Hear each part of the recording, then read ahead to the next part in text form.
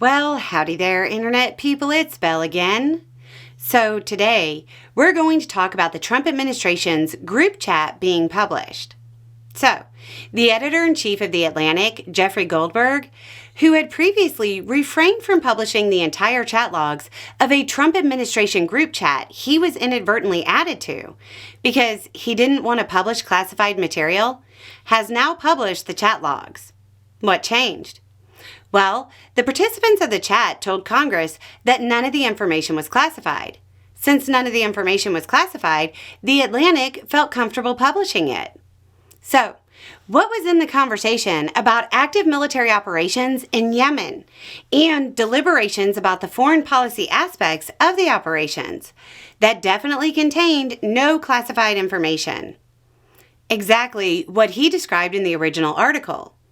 There was a confirmation of a go from CENTCOM, times of when the aircraft would depart, types of aircraft used, an explanation that the first strike window by F-18s should be on time because the target was at his known location, initial operation assessments to include positive IDs on targets, and so on. Immediately after, some of the most specific information in the released logs is my favorite quote. "We are currently clean on OPSEC." Okay, so first, it's worth pointing out that the release of the logs has pretty well discredited White House claims like, quote, "This entire story was another hoax written by a Trump hater who is well known for his sensationalist spin." Generally, the type of information disclosed in the chat is the sort of information that is absolutely not disclosed in advance because it could endanger the operation, troops, and provide advanced warning to opposition forces. As an example of how early disclosure can alter events, one of the messages from the Secretary of Defense included, quote, 1345, trigger-based F-18 first strike window starts. Target terrorist is at his known location, so should be on time. Also, strike drones launch MQ-9s. If the journalists had chosen to release this information early, high-level elements of opposition leadership would probably change locations and disrupt the entire operation. They would choose to not be at known locations based on the information in the messages.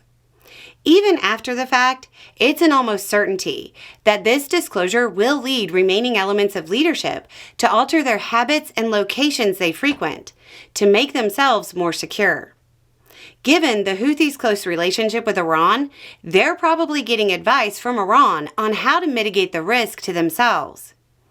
The release also confirms to current U.S. allies that the story is genuine, which confirms the foreign policy statements that were made during the discussion that have angered European allies.